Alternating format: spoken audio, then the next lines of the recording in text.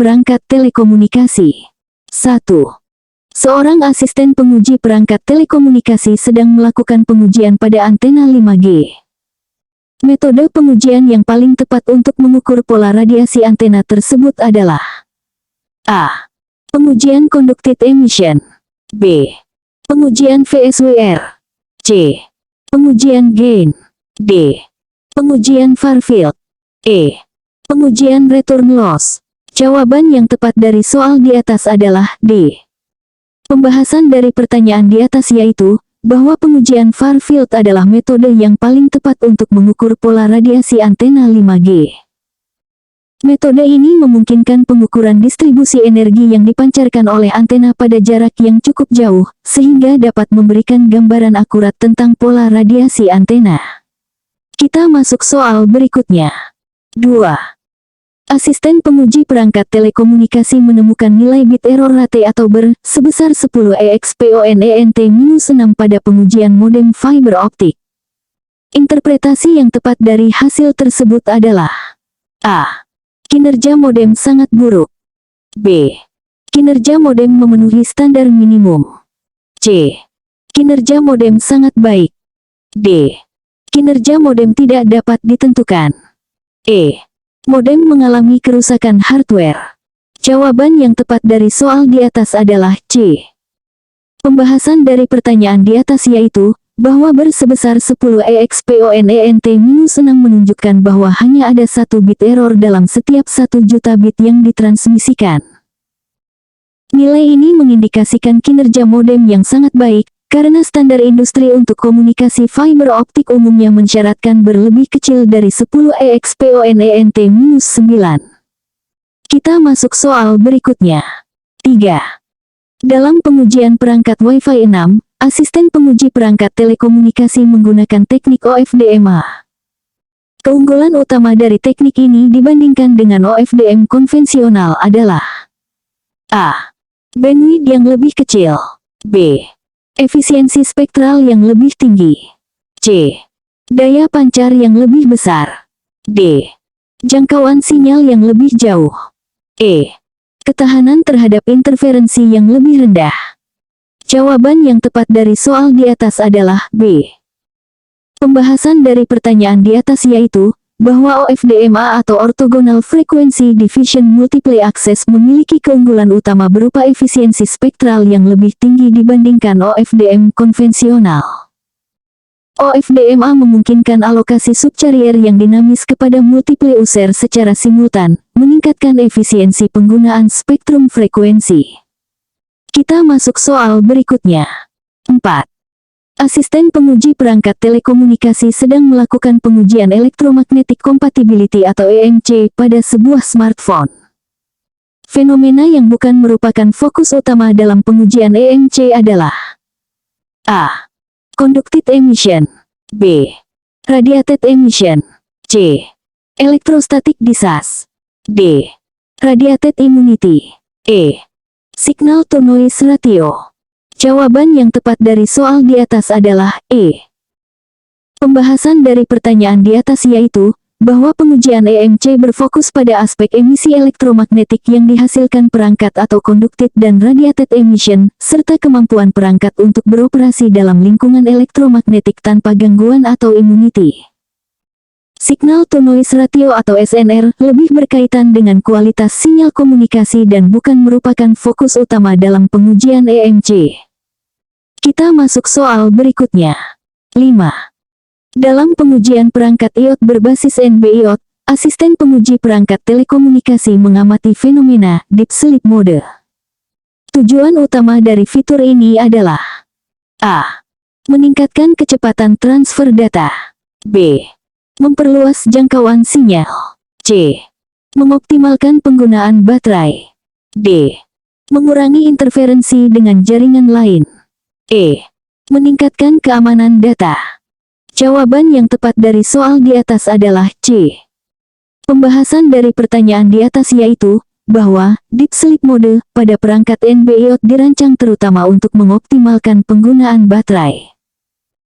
Dalam mode ini, perangkat mematikan sebagian besar fungsinya dan hanya mempertahankan fungsi minimal untuk bangun, pada interval yang ditentukan, sehingga sangat menghemat konsumsi energi dan memperpanjang masa pakai baterai. Kita masuk soal berikutnya. 6. Asisten penguji perangkat telekomunikasi sedang menguji sebuah router 5G yang menggunakan teknologi beamforming. Karakteristik utama dari teknologi ini adalah A. Penggunaan spektrum frekuensi yang lebih rendah. B.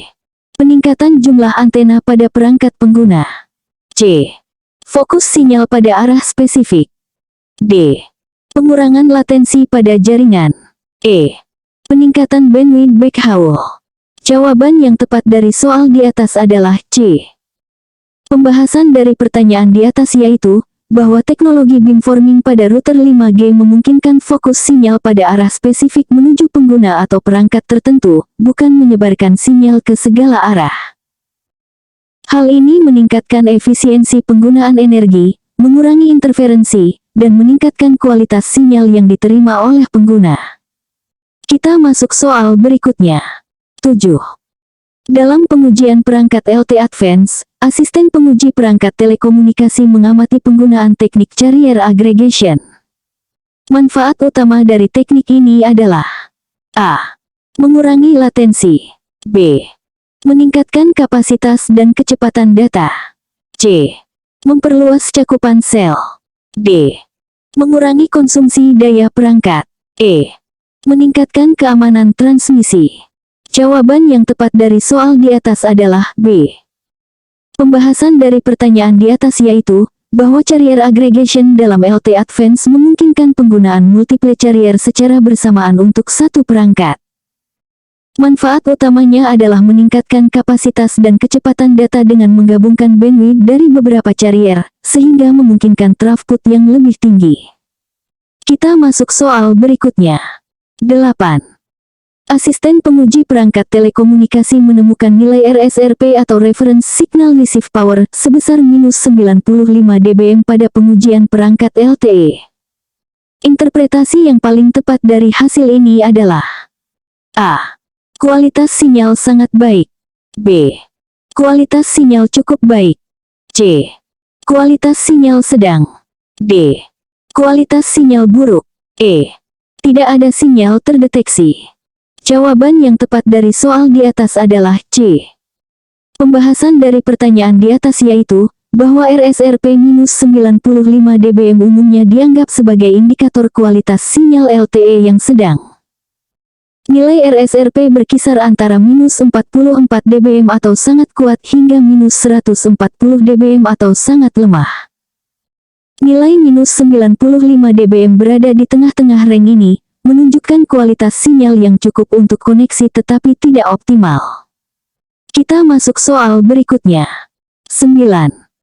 Dalam pengujian perangkat 5G, asisten penguji perangkat telekomunikasi mengamati penggunaan teknologi network switching. Keuntungan utama dari teknologi ini adalah A. Peningkatan jangkauan sinyal. B. Optimalisasi penggunaan spektrum. C. Kustomisasi layanan jaringan. D. Pengurangan jumlah base station. E. Peningkatan keamanan data pengguna. Jawaban yang tepat dari soal di atas adalah C. Pembahasan dari pertanyaan di atas yaitu, bahwa network switching memungkinkan operator untuk membagi satu jaringan fisik menjadi beberapa jaringan virtual yang dapat disesuaikan untuk kebutuhan spesifik berbagai aplikasi atau pelanggan. Keuntungan utamanya adalah kemampuan untuk kustomisasi layanan jaringan sesuai dengan kebutuhan spesifik, seperti IoT, Autonomous Vehicles, atau aplikasi mission critical yang memerlukan latensi rendah. Kita masuk soal berikutnya. 10. Asisten penguji perangkat telekomunikasi sedang melakukan pengujian pada sistem komunikasi satelit menggunakan teknik FDMA atau Frequency Division Multiple Access. Kelemahan utama dari teknik ini dibandingkan dengan TDMA adalah A. Efisiensi spektral yang lebih rendah. B. Kompleksitas perangkat yang lebih tinggi. C. Jangkauan komunikasi yang lebih pendek. D. Ketahanan terhadap interferensi yang lebih rendah. E.